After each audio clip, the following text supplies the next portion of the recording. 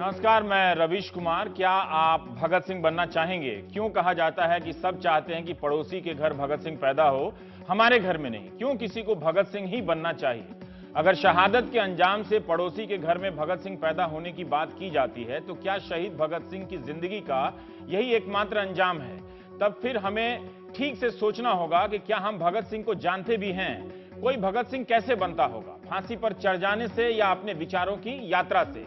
हर राजनीतिक दल के मुख्य नेता जन्मदिन के मौके पर भगत सिंह को याद कर रहे हैं, ट्वीट कर रहे हैं। उनसे एक सवाल आप पूछ सकते हैं कि क्या आपके दलों में किसी भी नौजवान के लिए भगत सिंह बनने का अवसर है? क्या भगत सिंह को याद करने वाले किसी भी नेता के दल में कोई ऐसा नेता है जो अपनी सोच से भगत सिंह के आसपास है? भगत सिंह की एक तस्वीर लेकर ट्वीट कर देना, व्हाट्सएप पर मैसेज कर देना, यह सब अच्छा लगता है कि कोई याद कर रहा है, लेकिन क्या यह पर्याप्त है? दिल्ली की बसों पर भगत सिंह की तस्वीरें हैं, वो भी पीली पगड़ी में, जबकि भगत सिंह ने पीली पगड़ी पहनी ही नहीं। अखबारों में भगत सिंह के जन्मदिन पर विज्ञापन छपे हैं। पंजाब के लुधियाना शहर से हमारे सहयोगी अर्शदीप ने ये तस्वीरें भेजी हैं। वहां के चौराहे पर बनी प्रतिमा को पर फूल माला चढ़ाने के लिए छोटे छोटे जत्थों में बड़ी संख्या में लोग आए। तख्तियों पर भगत सिंह के नारे लिखकर लाए। निश्चित रूप से भगत सिंह एक लोकप्रिय हस्ती हैं, लेकिन जब वे प्रेरित करते हैं तो भगत सिंह पैदा क्यों नहीं होते? या भगत सिंह हमारे पास कई हैं, मगर हम उन्हें भगत सिंह के सांचे में रखकर देखना नहीं चाहते। लुधियाना की ही दुकानों में भगत सिंह टी शर्ट पर मौजूद हैं। टी शर्ट पर लिखा है, लगता है फिर आना पड़ेगा। नौजवानों ने चे गुवेरा की तरह भगत सिंह को टी शर्ट पर चिपका तो लिया, लेकिन क्या सीने से भी लगाया है? दुकानों में भगत सिंह एक प्रोडक्ट हैं। उनकी क्रांतिकारिता को बॉलीवुड का हीरो समझ लिया गया है। तस्वीरों के जरिए भगत सिंह सा जोश पैदा किया जाता है, मगर हकीकत में क्या नौजवानों में ऐसा कोई जज्बा आपको नजर आता है? प्रोफेसर चमन लाल ने कहा है कि भगत सिंह ने कभी बसंती चोला भी नहीं पहना। ऐसी कोई तस्वीर नहीं। पंजाब से दिल्ली आने वाली टैक्सियों के पीछे भगत सिंह की ऐसी तस्वीरें लगी होती हैं जो रात अंधेरे में पीछे आ रही कार की रोशनी से चमक जाती हैं। वहां के गांवों में छतों पर भगत सिंह की प्रतिमा बनी होती है, जिसमें वे हवा में बंदूक लहरा रहे होते हैं। क्या यह भगत सिंह का आज का अंजाम है? इसे लेकर ज्यादा रोने धोने की जरूरत नहीं है। जरूरत है कि भगत सिंह को हम समझें। आज हर राजनीतिक दल के लोग अपना लेते हैं, लेकिन ये सोचिए कि अगर वे जिंदा होते तो कौन सा दल उन्हें अपने आप पद देता, नेतृत्व देता? जो चीज आजाद विचारों को बर्दाश्त नहीं कर सकती, उसे समाप्त हो जाना चाहिए। यह भगत सिंह की लाइन है। नौजवान भारत सभा के लाहौर घोषणा पत्र का हिस्सा है। अगर यही बात कोई छात्र नेता अपने विश्वविद्यालय में बोल दे कि जो चीज आजाद विचारों को बर्दाश्त नहीं कर सकती, उसे समाप्त हो जाना चाहिए, तो आप जो कि भगत सिंह को चाहते हैं, टैक्स के पैसे जोड़ेंगे या भगत सिंह समझकर उसे माला पहनाएंगे? भगत सिंह ने कहा था कि उस घोषणा पत्र में कि दुनिया के नौजवान क्या क्या नहीं कर रहे हैं और हम भारतवासी हम क्या कर रहे हैं। पीपल की एक डाल टूटते ही हिंदुओं की धार्मिक भावनाएं चोटिल हो उठती हैं। बुतों को तोड़ने वाले मुसलमानों के ताजिए नामक कागज के बुत का कोना फटते ही अल्लाह का प्रकोप जाग उठता है और फिर वह नापाक हिंदुओं के खून से कम किसी वस्तु से संतुष्ट नहीं होता। मनुष्य को पशुओं से अधिक महत्व दिया जाना चाहिए, लेकिन यहां भारत में, ये 1928 में बोल रहे हैं, 2016 में भी आप समझ सकते हैं, यहां भारत में लोग पवित्र पशु के नाम पर एक दूसरे का सिर फोड़ते हैं। आप बताइए, ये बात कहते हुए कौन सा भगत सिंह आज की किस पार्टी में रह सकता है? क्या भगत सिंह का टी शर्ट पहनने वाले, आइकॉन मानने वाले भगत सिंह की तरह मुखरता से सोच रहे हैं? क्या कोई नौजवान यह कहते हुए किसी पार्टी की कार्यकारिणी में प्रवेश कर सकता है कि धर्मों ने हिंदुस्तान का बेड़ा गर्क कर दिया है? अभी पता नहीं कि ये धार्मिक दंगे भारतवर्ष का पीछा कब छोड़ेंगे।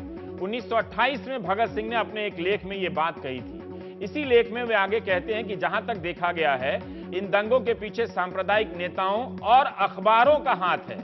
इस समय हिंदुस्तान के नेताओं ने ऐसी लीद की है कि चुप ही भली।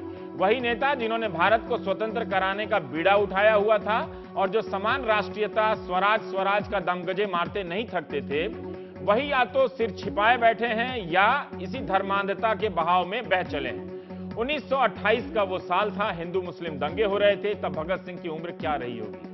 पूरी जिंदगी 23 साल कुछ चंद महीने की। कैराना को कश्मीर बताने वाली मीडिया के बारे में भगत सिंह 1928 के साल में ही कह गए। वे लिखते हैं कि दूसरे सज्जन हैं जो सांप्रदायिक दंगों को भड़काने में विशेष हिस्सा लेते रहे हैं, वे अखबार वाले हैं। पत्रकारिता का व्यवसाय जो किसी समय बहुत ऊंचा समझा जाता था, आज बहुत ही गंदा हो गया है। कब? 1928 में वो कह रहे हैं। यही कारण है कि भारतवर्ष की वर्तमान दशा पर विचार कर आंखों से रक्त के आंसू बहने लगते हैं और दिल में सवाल उठता है कि भारत का बनेगा क्या।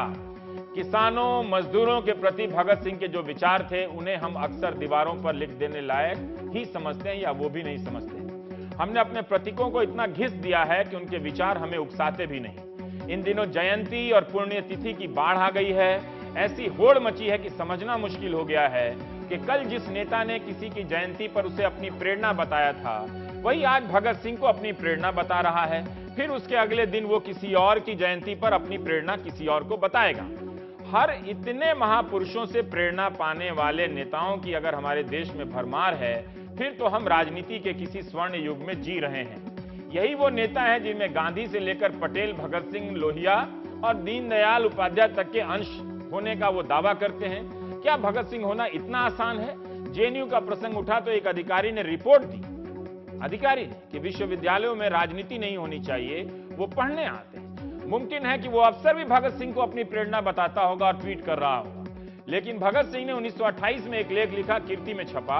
पहले ही पैरा में वो लिखते हैं कि इस बात का बड़ा भारी शोर सुना जा रहा है कि पढ़ने वाले नौजवान राजनीति या पॉलिटिकल कामों में हिस्सा ना लें। पंजाब सरकार की राय बिल्कुल ही न्यारी है। विद्यार्थियों से कॉलेजों में दाखिल होने से पहले इस आशय की शर्त पर हस्ताक्षर करवाए जाते हैं कि वे पॉलिटिकल कामों में हिस्सा नहीं लेंगे।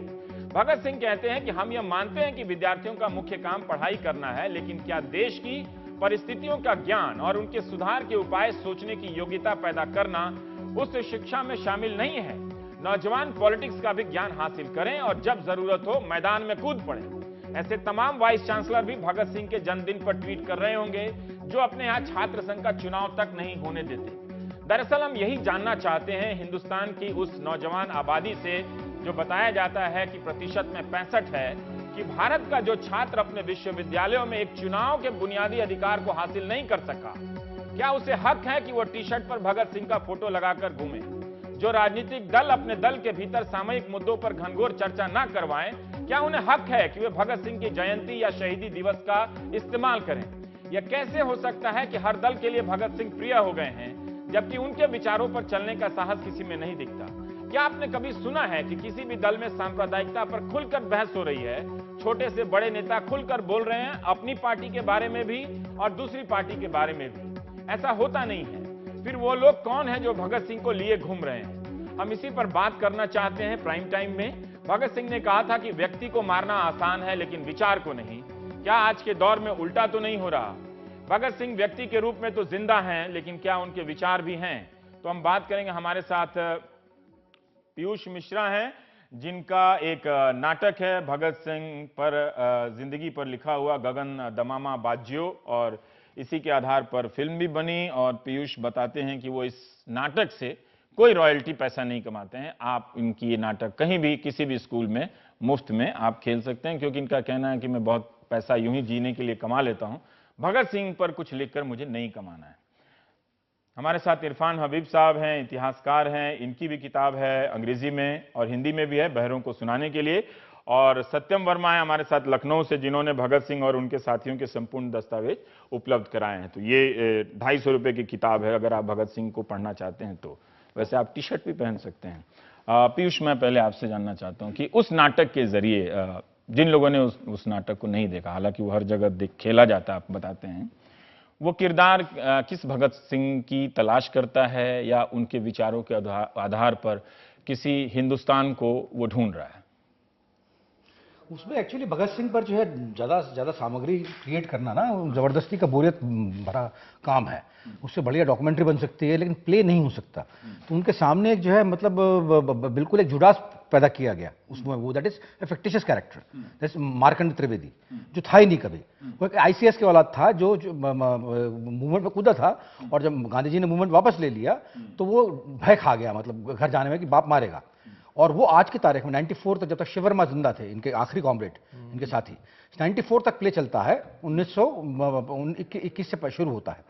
तो वो जो है जिंदा रहता है किरदार, और वो जो आज तक आता है 94 तक, और वो बाकायदा बोलता है कि मुझे रात को वो उसने धोखा दिया था, मतलब पूरा प्ले जुड़ास की निगाह से है।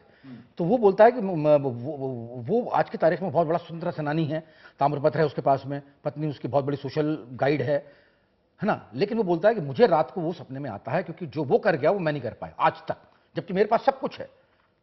तो वो जो है मतलब सवाल करता है भगत सिंह से कि तुम क्यों मेरे सपने में आते हो मुझे परेशान करने के लिए। तो ये भगत सिंह पर मुझसे अधिक अथॉरिटी है, बहुत बढ़िया वो बंदा ही ऐसा था कि, फिर भी लेकिन उस नाटक को जीते हुए तो एक हाँ, लेकिन हमें कहीं ये लगा कि 94 में लिखा गया था वो, हमें कहीं नहीं लगा कि आपके हमारा मुल्क आज़ाद हो गया। स्थितियां वैसी की वैसी थी। हमें लगता रहा कि आपके तब बाबरी मस्जिद टूटी थी, तब कश्मीर का स्थापन हुआ था हिंदुओं का, तब जो है आपके पंजाब जल रहा था, तब कश्मीर जल रहा था। हमें कैसे मालूम होगा कि हम आज़ाद हो गए? वो तो साफ कहा था कि अंग्रेज गोरे चले जाएंगे भूरे आ जाएंगे, गोरे चले जाएंगे भूरे आ जाएंगे। तो भूरे आ गए थे, भूरे हम पर राज कर रहे थे। तो मैं कभी भी, हम स्थितियां वैसी थी जैसे जैसे भगत सिंह के टाइम में थी, बस ये था कि गोलियां नहीं चल रही थी। तो हम पूरी शिद्दत के साथ में एक तरह से भगत सिंह की जिंदगी जीने का आनंद भोग चुके थे। वो नशा जो है आज तक नहीं गया मेरे अंदर से। ये लोग डॉक्यूमेंट, ये फिल्म बना रहे हैं, ये कर रहे हैं, वो कर रहे हैं, लेकिन अगर एसी 5 मिनट के लिए बंद हो जाए तो उनको पसीने आ जाते हैं। पर पीयूष, मुझे हैरानी होती है कि अभी इरफान साहब कह रहे थे कि ये भी संपूर्ण नहीं हो सकते हैं कि इस किताब में भी लिखा हुआ है कि भगत सिंह ने जितना लिखा है वो अभी तक पूरी तरह से उपलब्ध नहीं है, लेकिन ये एक पर्याप्त माना जा सकता है। पर 23 साल का वो लड़का, 23 साल 5 महीने 26 दिन एग्जैक्ट पेज है उसकी। मैं तो हैरान हूं कि वो ब्लॉग और फेसबुक के जमाने का नहीं है और इतना कुछ लिख गया है। मैं फिर भी जानना चाहता हूं कि भगत सिंह बनने की इस उम्र में अगर कोई लड़का भगत सिंह बनना चाहे तो उसको क्या क्या पढ़ना पड़ेगा, क्या क्या लिखना? नहीं पढ़ना पड़ेगा सर, वो मेरे ख्याल से कट के आते हैं लोग आगे। आइंस्टाइन, विवेकानंद, भगत सिंह कट के आए थे। कोई बना नहीं सकता इन लोग। अब मैं अभी बोलकर आ रहा हूँ भगत सिंह कॉलेज में आज के उसमें, मैं देख रहा था उन लोग बच्चों को, 22, 21, 23 साल के बच्चे ऐसे होते हैं। मैंने देखा, अरे बिल्कुल दूध सा मुंह उनका, मार दो मुंह तो दूध टपक पड़े। ये बंदा मतलब इस उम्र का रहा होगा भगत सिंह। दुनिया के इतिहास में कमांडर चे से लेकर आपके फिदल कास्ट्रो से लेकर इतना छोटा क्रांतिकारी, और वो भी इतना समझदार क्रांतिकारी आज तक पैदा नहीं हुआ। मतलब हंसते हंसते जान दे देना चाफेकर बंधुओं ने गोली चलाई थी 1898 में शायद, तब से लेकर सशस्त्र आंदोलन में हंसते हंसते जान देना बहुत आसान काम था। राजेंद्र झाड़ी, रोशन सिंह, अशफाक उल्ला खान, बिस्मिल साहब, उधम सिंह, हंसते हंसते जान देना बहुत आसान था। इसका कहना था कि हंसते हंसते जान देना बेवकूफी है, हंसते से जान दो, लेकिन वही हो, मजा ये हो कि तुम्हारे मरने के बाद में इतना बड़ा आंदोलन तुम्हारी मौत क्रिएट कर पाए। That's why he is Bhagat Singh, that's why he is Bhagat Singh. Otherwise हंसते से जानते ना कोई बहुत बड़ी बात नहीं थी उस वक्त। इनकलाब की ललकार, जोश था, हर बच्चा जान देना चाह रहा था उस वक्त। पर वो लिख रहे हैं इरफान साहब, मैं देख रहा था कि वो मजदूरों के बारे में लिख रहे हैं, वो कूका विद्रोह के बारे में लिख रहे हैं। उनका रेंज जो है वो रूस की क्रांति से लेके कहां तक ऐसा है, ये जापान के आंदोलन तक उनका रेंज। जैसे अभी पीयूष कह रहे थे कि ये लोग पैदा नहीं होते, भेज जाते, ये लोग तो हाँ, ये आसान काम नहीं है। नास्तिक अवतारवाद में यकीन नहीं करते। हाँ, बिल्कुल का कोई विश्वास नहीं था, लेकिन ये स्पेशल लोग थे। और भगत सिंह का खास तौर से जो पूरा जीवन है, आप पूरा बचपन से देख लीजिए, वो आदमी 17-18 साल की उम्र में वो चीजें लिख रहा है जो आज का नौजवान सोच भी नहीं सकता, है ना। तो वो 23 साल में तो वो चला ही गया, वो लिख रहा है पिछले 5-6 साल से। तो इसका मतलब 17-18 साल की उम्र से उसने लिखना शुरू किया। ये कीर्ति के जो आर्टिकल्स हैं ये सब उसी पीरियड के हैं। उस दौर में हम जस्ट कल्पना करना चाहते हैं आज के अपने नौजवान दर्शकों के लिए कि उस दौर में जब बिजली 24 घंटे नहीं होती होगी, है ना, लिखने के लिए भी कलम और स्याही बड़ी मुश्किल से भरी जाती होगी, उसमें ही 10 मिनट निकल जाता है। बिल्कुल इतना लिखने वाला, बिल्कुल। तो ये एक बहुत स्पेशल, जैसे हमने एक डॉक्यूमेंट्री बनाई थी इनकलाब के नाम से, जो तीन मूर्ति ने उसको स्पॉन्सर किया था। वो अवेलेबल है, तीन मूर्ति से बिकती है, बहुत सस्ती, 50 रुपए में, और 45 मिनट की डॉक्यूमेंट्री है जो बहुत सीरियस रिसर्च बेस्ड चीज है, जिसमें आर्काइव्स के और पुराने कागजात में इस्तेमाल किए, और दिखाने की कोशिश ये की कि भगत सिंह की जिंदगी वो सिर्फ एक क्रांतिकारी की जिंदगी नहीं थी, वो एक विचारक की जिंदगी थी। वही विचारक था, पढ़ लिखने वाला, है ना। और आज की जो विरासत है, अफसोस की बात है जो आपने अपनी भूमिका में कहा भी, कि हम उसको सिर्फ एक पोस्टर बॉय की तरह इस्तेमाल कर रहे हैं, और एक क्रांतिकारी विचारक की तरह से हम सोचते भी नहीं। और जब हम सोचते नहीं तो हम पढ़ेंगे क्या? हमको ये मालूम नहीं कि उसने लिखा क्या है, उसने लिखा भी है कि नहीं।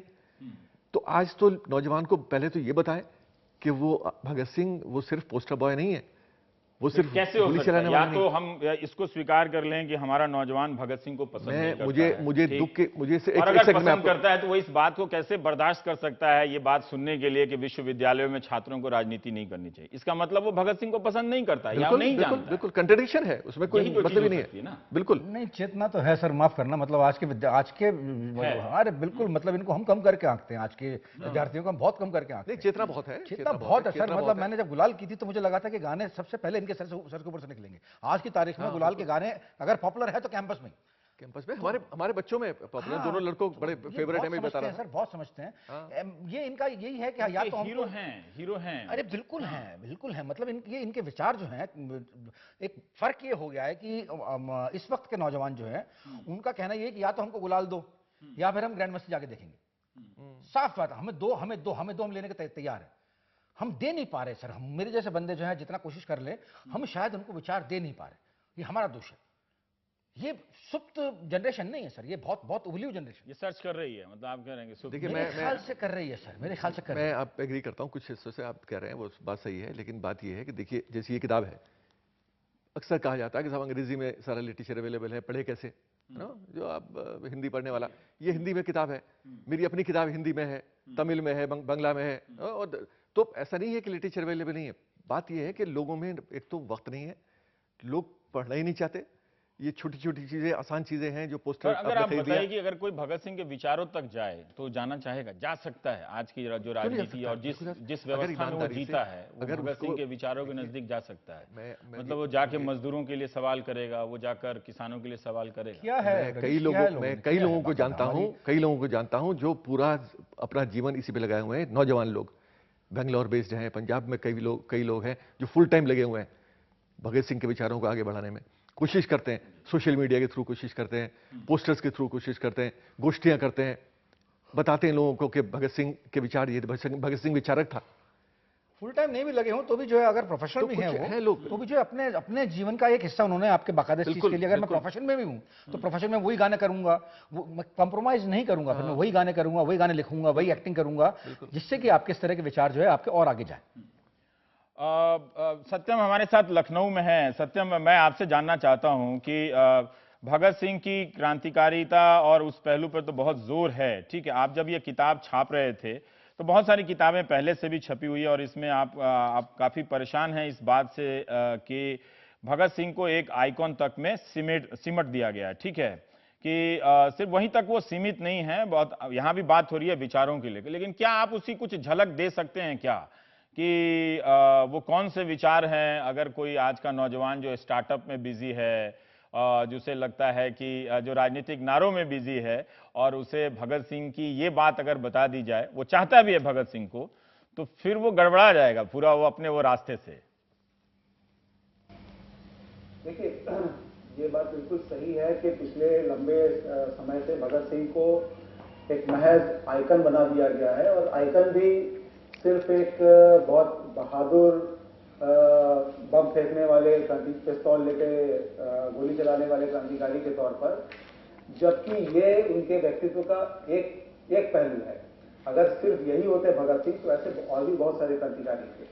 जिस वजह से भगत सिंह उन तमाम सारे क्रांतिकारियों ने खुद उनको माना कि हमसे एक मामले में हमारे पूरे आंदोलन के प्रतीक बन गए हैं, वो उनके विचार थे, और पूरे आंदोलन को उन्होंने जो विचार दिया था, जो उन्होंने अपने फांसी पर चढ़ने से पहले जो रास्ता अपनाया, जो अदालत में जाके उन्होंने बयान दिया, जो अपने आप को गिरफ्तार करवाया असेंबली बम कांड के बाद, उसका मकसद भी यही था कि विचार उनके ज्यादा से ज्यादा लोगों तक पहुंचे। और वो विचार अगर उनको हम बहुत संक्षेप में यहाँ पर रखें तो 2-3 वाक्यों में, तो पहली चीज जो उन्होंने जिस चीज पर बार बार जोर दिया वो थी आजादी, जो कि आज एक बड़ा बदनाम सा शब्द बन गया है। और आजादी का उन्होंने बिल्कुल स्पष्ट किया कि आजादी हम सिर्फ अंग्रेजों से आजादी नहीं चाहते हैं। आजादी का मतलब हमारे लिए है हर तरह के शोषण से आजादी, हर तरह के बंटवारे से आजादी, गैर बराबरी से आजादी, एक मुल्क द्वारा दूसरे मुल्क के एक इंसान से दूसरे इंसान का जो शोषण है ये पूरी तरह से खत्म होना चाहिए। ये हमारे लिए आजादी का मतलब है। उन्होंने कहा कि भाई अगर यहाँ से लॉर्ड रीडिंग और लॉर्ड इरविंग चले जाएं और उनकी जगह सेठ पुरुषोत्तम दास या दूसरे कोई सेठ आ जाए, या जिसको हम कह सकते हैं टाटा बिरला, या आज की डेट तारीख में अडानी अंबानी कह लीजिए, वो आ जाए, तो वो आजादी नहीं है जब तक इस देश के तमाम किसानों को, मजदूरों को उनके हक नहीं मिल जाते, बराबरी नहीं मिल जाती। दूसरा उन्होंने आप देखिए तो सेकुलरिज्म पे बहुत ज्यादा जोर दिया उन्होंने, और उनके लिए सेकुलरिज्म का उन्होंने बिल्कुल स्पष्ट किया कि सेकुलरिज्म का मतलब है कि राजनीति से धर्म को पूरी तरह अलग होना चाहिए। उन्होंने जाति के सवाल पर अलग से लिखा, तमाम तरह के, और उन्होंने कहा कि जो जाति का सवाल जिस तरीके से लोगों को बांटने के लिए इस्तेमाल किया जा रहा है, उस वक्त उन्होंने ये बात कही थी जब ये चीज़ें शुरू हुई थी, जब इन चीज़ों को लेकर उस तरह की चेतना अभी नहीं थी। और हमारे राष्ट्रीय आंदोलन में भी जो चेतना जितने प्रखर रूप में नहीं थी, उससे कहीं ज़्यादा रूप में हम देखते हैं कि उस 22-23 साल के नौजवान ने इस पर बहुत ज़्यादा जोर दिया। रास्ते के सवाल पर उन्होंने बात रखी। उन्होंने कहा कि बम और पिस्तौल किसी देश में इनकलाब नहीं लाते, इनकलाब की तलवार विचारों की शान पर तेज होती है। और इसको बहुत उन्होंने विस्तार से समझाया। जो उनका एक तरह से आखिरी दस्तावेज बहुत बाद में मिला, नौजवानों के नाम संदेश जिसको कहा गया, जो जिसमें उन्होंने बताया कि उनके हिसाब से देश में एक नई क्रांतिकारी बदलाव का क्या रास्ता क्या होगा। उन्होंने कहा कि नौजवानों को गांव-गांव में, बस्तियों में, झुग्गी झोपड़ियों में, कारखानों में जाना चाहिए, जहां गरीब लोग बसते हैं, जहां इस देश को असल में चलाने वाले लोग बसते हैं, उनको संगठित करना चाहिए। उन्होंने इस बात पे स्पष्ट कहा कि मुझे आतंकवादी कहा गया है, लेकिन मैं आतंकवादी नहीं हूँ। आतंक का एक खास मकसद से इस्तेमाल हमने किया, लेकिन हमारा रास्ता लोगों को जगाने का रास्ता है। और मैं समझता हूं कि ये जो उनके मूल्य थे, ये जो उनके विचार थे, ये आज के नौजवानों तक ये बातें अगर जाएं कि वो किस तरह की आज़ादी की बात करते थे। भगत सिंह अकेले नहीं थे, वो एक पूरी एक पीढ़ी को रिप्रेजेंट कर रहे थे। वो क्रांतिकारियों का जो पूरा एक समूह था, उसको रिप्रेजेंट कर रहे थे। जो लगातार आप उनके जो बहुत करीबी साथी शिव वर्मा का अगर लेख लोग पढ़ें कि किस तरीके से क्रांतिकारियों का वैचारिक विकास हुआ, वो धीरे धीरे विकसित होते हुए उसमें, और वो भगत सिंह उसके सबसे हम कह सकते हैं कि एक चरमोत्कर्ष के रूप में सामने आते हैं। वो पूरी पीढ़ी को रिप्रेजेंट कर रहे थे कि वो किस तरह का देश चाहते हैं आज़ादी के बाद।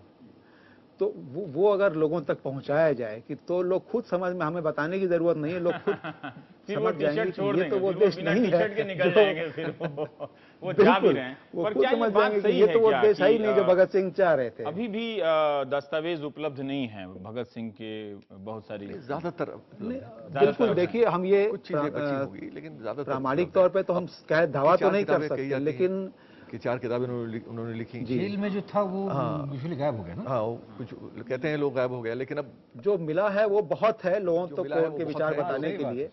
लेकिन अगर ऐतिहासिक तौर पे हम देखें, बिल्कुल, लेकिन जहाँ देखिए एक इतिहास के प्रति एक तो उस नजरिए की बात है। ये तो एक ये भी दुखद है कि जो भी मिला है उसमें यहाँ की जो एस्टैब्लिशमेंट है उसका रोल बहुत कम है।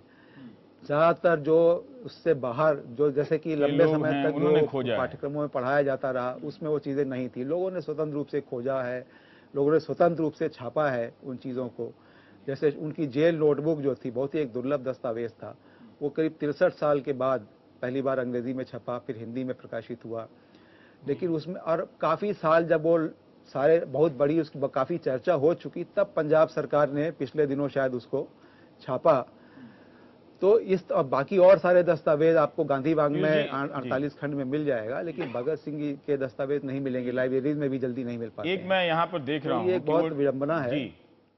ड्रामा क्लब में भी पीयूष वो हिस्सा लेते थे। नौजवान भारत सभा थी ना। मैं यही समझ, मैं बार बार इसी बात, जब भी मैं भगत सिंह के बारे में सोचता हूँ, जो आप कह रहे थे कि भगत सिंह कॉलेज में आप गए तो आपने नौजवानों को देखा 20-21 साल में, मासूम से हैं, बच्चे हैं, है ना। इसी उम्र में वो नेहरू रिपोर्ट का क्रिटिक भी लिख रहे हैं, उसकी आलोचना भी लिख रहे हैं, है ना। गांधी के आंदोलन और सुभाष चंद्र बोस और नेहरू के बीच में भावात्मक तुलना भी कर रहे हैं कि दोनों में कौन परिपक्व है। बम की फिलॉसफी उन्होंने लिखा, आपके मतलब मैं नास्तिक क्यों हूँ। इसके अलावा दूसरी बात, उनका जो कलरफुल एस्पेक्ट वो सामने नहीं आया। वो क्या है? अरे राजगुरु, ये बिल्कुल ऐतिहासिक लाइन है। राजगुरु बोला करते थे कि एक तो हम जैसे चेहरे हैं, एक यह 5 फुट 10 इंच का लड़का, इस पर लड़कियों को गिरते हुए संभालने में दम निकल जाती है। नॉन कलरफुल आदमी नहीं था, बड़ा मस्त आदमी था, खाना इतना बढ़िया लाया करते थे वो। इंग्लिश फिल्मों के बड़े शौकीन थे। इंग्लिश फिल्म को चार्ली चैपलिन के मतलब जबरदस्त शौकीन थे, चार्ली चैपलिन और ग्रेटा गार्बो के जबरदस्त। इनको ये पंडित जी जो है आजाद साहब, रोज चवन्नी मिलती थी इनको डेली खर्च के लिए। तो ये लोग दो, ये और सुखदेव जो एक टाइम का खाना स्किप कर जाया करते थे, उससे जो है ये अंकल टॉम केविन बड़ा भयंकर फिल्म देखने जाया करते थे। ग्रेटा गार्बो और चार्ली चैपलिन के बड़े भयंकर शौकीन। बिल्कुल बिल्कुल। तो ये बड़ा मतलब समग्र, तो ये आदमी, ये लड़का कर क्या रहा है? मैं 24 घंटे में 48 घंटे काम कर रहा था, क्या कर रहा था? मतलब सोच रहा है, लिख रहा है, चार्ली चैपलिन की फिल्में भी देख रहा है, गाना भी गाता है और नाटक भी लिखता है। इसलिए मैंने कहा ये बिल्कुल स्पेशल कैरेक्टर है, इसको आप रेप्लिकेट नहीं कर सकते। और ये जो बम गोली जो उन्होंने बोला, सत्यम साहब ने बोला कि ये जब इन्होंने सैंडर्स को मारा था तो वो खबर जो सिविल एंड मिलिट्री गजेट्स के तीसरे पन्ने पे इतनी सी खबर थी, उसको इतना 2 प्रसंगों को बड़ा चला के कहा। वो आपने कहा ना आइकॉन, हीरो है, जातिगत हीरो है, बाकायदा हीरो है, जन्मा है हीरो बनने के लिए। लाहौर से भागे थे ये, एक तो वो कांड भाग गया। उसके बाद सैंडर्स को मारा, अरे बॉस क्या गोली चलाई। अरे इसके अलावा मरते 1931 में या 30 और 31 में जो उन्होंने लिखा, उन्होंने बोला कि हमने सैंडर्स को नहीं मारा, वो गलत किया यार, गोली मारने से क्रांति नहीं होती। ही कंडेम्ड ही बाकायदा कंडेम्ड किया, ऐसे नहीं होता क्रांति, ऐसे नहीं होता क्रांति। महात्मा गांधी को जवाब दिया था उन्होंने, फिलॉसफी ऑफ बम करके। उन्होंने एक और लेटर लिखा था गांधी जी ने, इन्होंने आपका जवाब दिया था, cult of the bomb. Cult of the bomb, हाँ, कल्ट ऑफ द बम। आज जिस तरह से कम्युनलिज्म है, बड़े बड़े नेता घबरा जाते हैं। देखिए आज मैं स्लोगन्स की बात करता हूँ। देखिए गौ हत्या पे जब मामला चल रहा था, अगर गुजरात के दलितों ने मरी हुई गाय को उठा के फेंका नहीं होता बाहर, तब तक किसी नेता को समझ में नहीं आ रहा था कि इस मसले पे लाइन क्या लें। आजकल जो और वो 22 साल 21 साल की उम्र में वो इस सांप्रदायिकता के बारे में, जो नारों की राजनीति हो रही है, स्लोगन्स की राजनीति हो रही है, नौजवान भारत सभा जो 1926 में भगत सिंह ने बनाई, उसके अंदर बहुत सारे फैसले उन्होंने किए। मेंबरशिप के लिए क्या क्या कंडीशंस होनी चाहिए, धर्म से दूर होने चाहिए, परिवार से दूर होने चाहिए। एक चीज़ जो सबसे महत्वपूर्ण है इस संदर्भ में वो ये है कि कांग्रेस के जो नारे थे वो 3 नारे कांग्रेस इस्तेमाल करती थी। ये सत श्री अकाल, अल्लाह अकबर, नाराए तकबीर और हर हर महादेव या वंदे मातरम अपनी रैलियों में, ये रैलियों में इस्तेमाल करती थी, इस लिहाज से कि तीनों कौमों को आइडेंटिफाई किया जाए, एकजुट हो जाए। इन्होंने कहा, भगत सिंह ने कहा कि ये कोई तरीका नहीं है, आप तो समाज को बांट रहे हैं, आप उनको एहसास दिला रहे हैं आप 3 अलग अलग कौमों के लोग हैं। और इन तीनों नारों को हटा के उन्होंने कहा कि इनकलाब जिंदाबाद और हिंदुस्तान जिंदाबाद, ये 2 नारे इस्तेमाल होने चाहिए जो हमारे देश को रिप्रेजेंट करते हैं। इनकलाब जिंदाबाद और हिंदुस्तान जिंदाबाद। बस, तो ये नौजवान भारत सभा का नारा था। तो आज जो भारत माता की जय की बात होती है, ये एक स्पेसिफिक ग्रुप का नारा हो सकता है, फेवरेट नारा हो सकता है, लेकिन ये नारा कोई सबका नारा नहीं है। वो आ जाएंगे सब, भगत सिंह का ही फोटो लेके आपके खिलाफ आ जाएंगे वो किसी ने तो ये सब चीजें भगत सिंह से सीखने की हैं। भगत सिंह से तो भगत सिंह ने बहुत कुछ छोड़ा है। सर मतलब आपके ये प्रताप में जब लिख रहे थे गणेश शंकर विद्यार्थी, he had bad English, very bad English. और उसके बाद में 1929 में जब बम कांड हुआ था, वो भेजे इसलिए 1924 में he had a very bad English, और 1929 में he had such a wonderful English कि भेजा ही उन्हें इसलिए गया कि ये खुद बोला इन्होंने, पहले राजगुरु का नाम था इसमें, राजगुरु फैल गया, बल्कि बहुत बड़ा ड्रामा था वो फैल गया पंडित जी के पास में जाके कि मैं क्यों नहीं जाता। वो he was the most colourful सेनानी ऑफ द ग्रुप कि मैं मार दूंगा और ये कर दूंगा। उन्होंने कहा तू अंग्रेजी बोल सकता है, नहीं बोल सकता। उन्होंने कहा वो खाली इसलिए जाकर अंग्रेजी बोलेगा वो, तो उन्होंने कहा हाँ अंग्रेजी इतनी बढ़िया थी कि अंग्रेजी में बात करनी पड़ेगी बहुत सारा लोगों से, प्रेस से, तो इसीलिए that's why he was sent and that's why he proposed himself कि आई शुड बी सेंट। और उसके पहले सुखदेव से आगरा में बड़ा झगड़ा हुआ था इनका, सुखदेव ने बड़ा गंदा इल्जाम लगाया था। सुखदेव ने तो दुर्गा भाभी वगैरह। सत्येंद्र, हम जानना चाहते हैं, पीयूष यहाँ बात कर रहे हैं कि आज के लड़कों के लिए आप कुछ और भी इसमें जोड़ सकते हैं क्या, उनकी व्यक्तिगत पहलू जो उनके लेखन और राजनीतिक सक्रियता से अलग की जो चीजें हैं? नहीं बिल्कुल, देखिए एक पहली बात जो है सो अक्सर जो हम जब किसी क्रांतिकारी का नाम लेते हैं, उनकी बात करते हैं, तो एक ऐसी छवि आती है कि जैसे कि वो बिल्कुल कोई शुद्ध बुद्ध सा एकदम अपने विचारों, वतन के प्रति समर्पित, और कोई उसके मन में कोई विचार नहीं है, कोई उसकी अपनी कोई जिंदगी नहीं है, कोई जिंदा दिली नहीं है, ऐसा नहीं। आप बल्कि आप शिव वर्मा की किताब है संस्मृतियां, जिसमें उन्होंने चंद्रशेखर आजाद, भगत सिंह, सुखदेव, राजगुरु वगैरह के बारे में बहुत खूबसूरत संस्मरण लिखे हैं। वो मतलब आप देखेंगे तो ये सारे ही लोग इतने बेहद जिंदा दिल, जीवंत और तरह तरह के, मतलब जितने वो लगातार खतरों में जीते थे, लगातार आशंका में थे, लगातार और बहुत बहुत ज़्यादा सक्रिय रहते थे, उसके बावजूद मनोरंजन के लिए, एक दूसरे के साथ हंसी मजाक के लिए, जैसे भी बात हो रही थी, फिल्म देखने के लिए बाकायदा चंद्रशेखर आज़ाद से मिले हुए खाने के पैसे में से चुरा के और बाकायदा भीड़ में धक्का मुक्की करके, ये जिम्मेदारी भगत सिंह की ही होती थी कि वो ज़रा तगड़े आदमी थे तो हाथ जाके ले आते थे टिकट। या जैसे कुछ एक बड़े दिलचस्प किस्से उन्होंने उसमें दिखाए हैं कि भगत सिंह खाने पीने के, पंजाब के आदमी थे, खाने पीने के शौकीन व्यक्ति थे। तो आगरा में जब बम बनाने का इनका कारखाना चल रहा था तो बहुत ही चारों तरफ सख्ती थी और एक छोटी सी कोठरी में सारे लोग रुक के वहाँ पे बम बनाने का प्रशिक्षण ले रहे थे। उसी बीच में भगत सिंह जब वहाँ पहुँचे तो खाना परोसा गया, तो अब उनसे खाया ही नहीं गया, वो जैसे तैसे बाकी लोगों ने बना के रखा हुआ था। तो भगत सिंह ने कहा कि भाई मैं आप लोग को दिखाती, ये तो कह नहीं सकते थे कि मैं नहीं खाऊंगा, तो उन्होंने कहा कि मैं आप लोगों को बताता हूँ कि लखनऊ के नवाब कैसे खाना खाते थे। और फिर उन्होंने बड़ी अदा से उसका एक छोटा सा निवाला तोड़ा, फिर बहुत अदा से उसको घुमाते हुए दाल की तरफ ले गए, फिर उसको छुआ फिर वगैरह वगैरह, काफ़ी समय लगाया। बाकी लोगों ने जल्दी जल्दी खाना ख़त्म कर लिया, किसी तरह से भगत सिंह ने एक आध निवाला लिया और फिर वो कहीं से इंतज़ाम करके ले आए घी वगैरह और ढंग से। तो और आप देखिए वो जब वो जेल में भी थे, उन्होंने जेल से चिट्ठियाँ जो लिखी हैं कि भाई अपने दोस्तों के लिए, उसमें एक सबसे पहली डिमांड होती थी किताबों की कि मेरे लिए ये किताबें आप लेके आइए। उसके साथ उन्होंने लिखा कि भाई मेरे लिए बोस्की की कमीज, जिस आदमी को तय हो गया था कि उसको फांसी लगने वाली है, वो लिखता है कि मेरे लिए बोस्की की कमीज, सफ़ेद किरमिच के जूते, नहाने के लिए एक लंगोटा वगैरह, इस तरह की चीज़ें। मतलब वो एक ढंग से आखिरी समय तक अपने अंदाज में जीने वाले व्यक्ति थे। बहुत ही दिलचस्प किस्से आप लोग बता रहे हैं। हम भी चाहते हैं कि भगत सिंह को इसी तरह से याद करना, बाल रूप में भी और नौजवानी, उनके विचार, मतलब इतना कुछ लिख गए हैं। मैं ब्रेक लेते लेते उनकी एक चिट्ठी पढ़ना चाहता हूँ जो अपने पिताजी को लिख रहे हैं, जब उनकी शादी वादी की कुछ बात हो रही है। तो लिख रहे हैं कि मेरी जिंदगी मकसद आला यानी आज़ादी हिंद के असूल के लिए वक्फ हो चुकी है, इसलिए मेरी जिंदगी में आराम और दुनियावी ख्वाहिशात बायसे कशिश नहीं है। आपको याद होगा कि जब मैं छोटा था तो बापूजी ने मेरे यज्ञोपवीत के वक्त ऐलान किया था कि मुझे खिदमत वतन के लिए वक्फ दिया गया है, लिहाजा मैं उस वक्त की प्रतिज्ञा पूरी कर रहा हूँ। आपका ताबेदार भगत सिंह। तो ये वो लिखते हैं, उर्दू अच्छी जानते थे और अंग्रेजी तो उन्होंने अपनी ठीक कर ही ली थी, और बाकी जो जानते थे उनके बारे में हम बहुत कम जानते। तो ब्रेक के बाद और भी कुछ जानने का प्रयास करेंगे।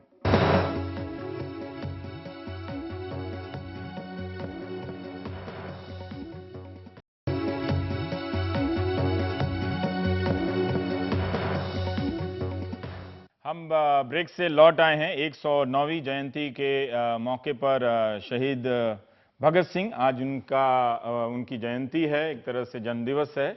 तो उस मौके पर हम याद कर रहे हैं उनके बचपन की खूबसूरती, उनके जवानी की जो संजीदगी है उसके बारे में। इरफान साहब, मैं थोड़ा सा जानना चाहता हूं कि ये भगत सिंह एक सिटीजन, एक नागरिक के राजनीतिक चरित्र को गढ़ने का प्रयास कर रहे हैं। उस वक्त जहां गांधी उनको सबके साथ स्वीकार, आप जैसे हैं वैसे आ जाइए रामधुन भजन में और एक अपने दर्शन पर चलिए, भगत सिंह कहते हैं कि नहीं, मुझे बिल्कुल एक अलग नागरिक राजनीतिक व्यक्ति चाहिए।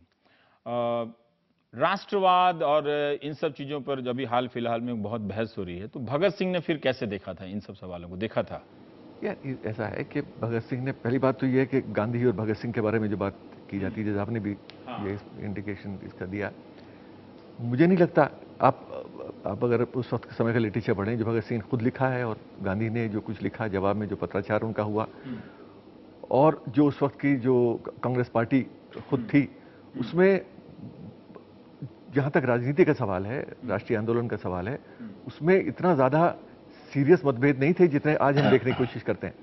वो बहुत सारी कॉमन चीज़ें थी। जहाँ तक विचारों का सवाल है, जहाँ तक कमिटमेंट का सवाल है, वो तो उनकी विचारधारा वो सब सामने आती है, जो उनके लेखों में आती है, जो उन्होंने अखबारों में लेख लिखे, जो उन्होंने कहा बोला, जो नौजवान भारत सभा बनाई, जो उसका मैनिफेस्टो बनाया, उस समय सब में सामने आता है। लेकिन गांधी को लेकर जो एक बहुत बड़ा एक इशू बनाया जाता है, वो मैं मुझे नहीं लगता कि वो इतना बड़ा एक बाइनरी है। हाँ, वो ऐसा कुछ नहीं है। दूसरी चीज ये है कि भगत सिंह ने जो एक कंसीव करने की कोशिश की, एक भारतीय की, एक नागरिक की, एक नौजवान की उस समय के हिसाब से, उसमें 3-4 चीजें बहुत महत्वपूर्ण हैं जो आज भी उनकी रेलेवेंस उतनी ही बाकी है, और जिसके बारे में उन्होंने लिखा भी। राष्ट्रवाद इंक्लूसिव राष्ट्रवाद होना चाहिए, धर्म आधारित नहीं होना चाहिए। कई जगह इंडिकेशन दिया उन्होंने इस बात का, बार बार लिखा। तो बात होती है कि धर्म के आधार पर इस आर्टिकल में जो आपने कोट किया है, उसमें भी एक पैराग्राफ में यही एक्सपेंड किया है, कीर्ति के आर्टिकल में, कि धर्म आधारित राष्ट्रवाद नहीं होता। आप राष्ट्रवाद को डिफाइन करते समय किसी एक वर्ग को देश का दुश्मन नहीं बना सकते। तो ये एक साफ तौर से उन्होंने बार बार इस पर जोर दिया। दूसरा, जो छूत अछूत का सवाल है, जो आज उतना ही महत्वपूर्ण है, उस पर कितना ओपनली लिखा। और हद ये है कि मालवीय जी के बारे में डायरेक्टली नाम लेके लिख दिया कि मालवीय जी इतना बड़ी बातें करते हैं, और जब किसी अछूत से हार पहनते हैं तो घर जाके कपड़ों समेत स्नान करते हैं। तो ये डायरेक्टली लिख रहे हैं। तो ये कोशिश की उन्होंने नौजवानों को बताने की कि ये इस तरह का जो जीवन है वो आपको जीना पड़ेगा। हम आदर्श मानते हैं, उन्हीं को टारगेट किया। दौर में भगत सिंह मतलब उनका सम्मान करते हुए उनको क्रिटिक भी करते हैं कि नहीं? लाजपत राय वो हिंदू महासभा के मेंबर बन गए थे लास्ट में। लाजपत राय काफी क्रिटिक है उनकी। लाजपत राय की मौत का बदला लिया। हाँ? लेकिन उससे पहले एक पैम्फलेट उन्होंने जारी कर दिया, the lost leader. Hindu Mahasabha join करने के बाद मतलब ये भी नहीं कि जो सोच लिया, जो तय कर लिया, उसी पे चल रहे हैं। और लाला जी क्या कहते हैं भगत सिंह के बारे में? वो कहते हैं, साहब ये नौजवान तो मुझे लेनिन बनाना चाहता है। यही तो सवाल है ना कि सब भगत सिंह से डरते हैं कि भगत सिंह क्या आपको, पीयूष मिश्रा को या किसी भी नौजवान को जो उनको अपना हीरो मानते हैं लड़के, उनको ये डर लगता है कि भगत सिंह हमें लेनिन ना बना दे, हमें कम्युनिस्ट ना बना दे। क्या लेनिन ना बनाते? क्या मुझे लेनिन बनाना चाहता है? तो ये एक इस तरह के जो व्यक्तित्व है भगत सिंह का, वो व्यक्तित्व सामने आता है। आप पढ़िए, उसमें आपको पता चलेगा किस तरह का नागरिक वो बनाना चाहते थे। क्या आपको लगता है कि पीयूष इस दौर में फिर इस तरह से साफ एक 20-22 साल की उम्र में एक नौजवान लिखे कि सांप्रदायिकता और उसका इलाज भी प्रेस्क्रिप्शन भी। नौजवान भारत सभा का घोषणा पत्र में देख रहा था, मुझे ये लग रहा था कि कोई 50-60 साल राजनीति में गुजारने वाले बहुत सारे लोगों से मिलकर लिखने वाले घोषणा पत्रों से भी कहीं ज्यादा परिपक्व घोषणा। बिल्कुल कैसे हो गया, कैसे नहीं हुआ, ये समझ नहीं आता। मतलब आपकी दैवीय प्रकोप क्या दैवीय ही है ये सब। बिना उसकी डिवाइन इंटरवेंशन के ऐसा कोई बंदा नहीं हो सकता मेरे ख्याल से। झंझनाहट हो जाती है। नहीं, झंझनाहट मतलब लॉजिकली आप समझ नहीं पाते कि भाई कैसे हो सकता है इस उम्र में इतना सब कुछ लिखने वाला। भाई कम्युनलिज्म पर लिखने वाला सैकड़ों है, उसके हल भी लिखने वाला, ये उसका सॉल्यूशन है। ये नहीं है। प्रेम पर लिखने वाला कितना उन्होंने कौन कहते, मैगजीनी को कोट किया उन्होंने, कमाल खान को कोट किया, पाशा क्या नाम थे वो, उनको कोट किया, कमाल पाशा। उन्होंने कहा अगर वो लोग जो है मतलब बिना प्रेमिका के कैसे हो सकती है क्रांति, बिना प्रेम के क्रांति हो नहीं सकती। मैगजीन ने उन्होंने कोट किया कि जो है मतलब पूरी तरह हार चुका था वो, और उसकी प्रेमिका के एक खत ने उसको जिंदा कर दिया। तो मैं बेवकूफ हूं क्या, मैं बिना प्रेम के जो क्रांति करूंगा? मैं तो बहुत हंसते हुए क्रांति करूंगा। और लास्ट तक रहा कि अब मुझे मालूम नहीं अगला जन्म होता है कि नहीं, अगर होगा तो मैं अपनी महबूबा के कंधे पे सिर टिकाना पसंद करूंगा। That's all. ये है उसके लफ्ज। उसको मतलब साबुन के कैलेंडर पर लगा के छोड़ दिया हम लोगों ने उसको। देखे क्या नौजवान। देखिए आखिरी वक्त की बताता हूँ। मैं इससे इत्तेफाक रखता हूँ कि भगत सिंह को हमने स्टिकर में चिपका दिया है, मतलब वहां से निकाल कर उनको बिल्कुल नजदीक से और उस स्नेह के साथ देखना चाहिए कि मतलब कांग्रेसी राज में क्या मतलब पाठ्य पुस्तक के आपके 6th स्टैंडर्ड 8th स्टैंडर्ड के कोर्स में है एक चैप्टर के बारे में। अदरवाइज कांग्रेसी ने क्या क्या बुरा किया इनके साथ में। नाम अगर वो इतना बड़ा आदमी नहीं होता तो अभी तक तो उसकी ख्याति खत्म हो चुकी होती। ये जो एक लाइटर साइड उनकी जिंदगी की जो हम बात कर रहे हैं, 8 अप्रैल 1929 को जब असेंबली में बॉम्ब फेंका उस दिन सुखदेव ने दुर्गा भाभी को खत लिख के कहा कि साहब ऐसा है, ये आपको अगर भगत सिंह से आखिरी बार मिलना है तो आप दिल्ली आ जाएं और उनसे मुलाकात कर लें। तो दुर्गा भाभी केम, और यहाँ आने के बाद कुत्सिया गार्डन में, कश्मीरी गेट के पास कुत्सिया गार्डन में वहाँ मुलाकात हुई। और दुर्गा भाभी क्योंकि जानती थी कि भगत सिंह की 2 पसंदीदा चीज़ें हैं जो खाते हैं वो रसगुल्ला और संतरा, दोनों चीज़ वो लेके आई और वहाँ 1 घंटा मुलाकात हुई और उसके 1 घंटे बाद खबरें फैली पूरे देश में कि असेंबली में बम फेंक दिया। तो ये 1 घंटे पहले की बात है, रसगुल्ला खा के। सत्यम साहब, बहुत संक्षेप में आप कुछ कहना चाहेंगे? अब मेरे पास सिर्फ 30-35 सेकंड का देखिए, मैं बस समय ये है। कहना चाहूंगा कि ये बिल्कुल सही बात है कि भगत सिंह जैसे व्यक्तित्व बहुत ही दुर्लभ होते हैं और इतिहास में कभी कभी पैदा होते हैं। लेकिन इसका जैसे कभी कभी जब हम हम वही काम करने लगते हैं, अगर हम ये कहते हैं कि ऐसा फिर कभी ऐसा इसको नहीं हो सकता या कोई दोबारा भगत सिंह नहीं बन सकता, तो हम भी एक तरीके से उनको उसी तरीके से मूर्ति में बदल देने की बात करते हैं और नौजवानों से बहुत दूर कर देने की बात करते हैं। मैं समझता हूं कि भगत सिंह कोई दूसरा बने ना बने ये उतनी महत्वपूर्ण बात नहीं है। सबसे बड़ी बात यह है कि भगत सिंह जिन मूल्यों के लिए, जिन विचारों के लिए जिए और जिनके लिए शहीद हुए, उनको अगर इस देश के बहुत सारे नौजवान अपना लें, उनके लिए उस राह पर उनको भगत सिंह की राह पर चलने की बात करें तो ये जी बहुत बहुत शुक्रिया। सोचना शुरू करें, सोचना शुरू कर दें। जिस तरह से भगत सिंह की विचार यात्रा है, तमाम सवालों पर, मतलब सिर्फ 1-2 सवालों पे नहीं, तमाम सवालों पे सोचना शुरू कर दें, अपने वक्त के नेताओं पे सवाल करना शुरू कर दें, राजनीति को परखना शुरू कर दें, लिखना शुरू कर दें, तो यही भगत सिंह होने की यात्रा है, थोड़े थोड़े में। लेकिन उतना तो सचमुच नहीं लगता कि कोई होगा तो फिर देखेंगे। वैसे हुए हैं लोग, जैसा शुरू में पीयूष ने कहा कि इस देश की राजनीति में अलग अलग धाराओं पे चलकर लोगों ने इसी तरह का अपने छात्र जीवन में बहुत जोखिम उठाए हैं। आप देख रहे थे प्राइम टाइम भगत सिंह के जन्म दिवस पर। नमस्कार।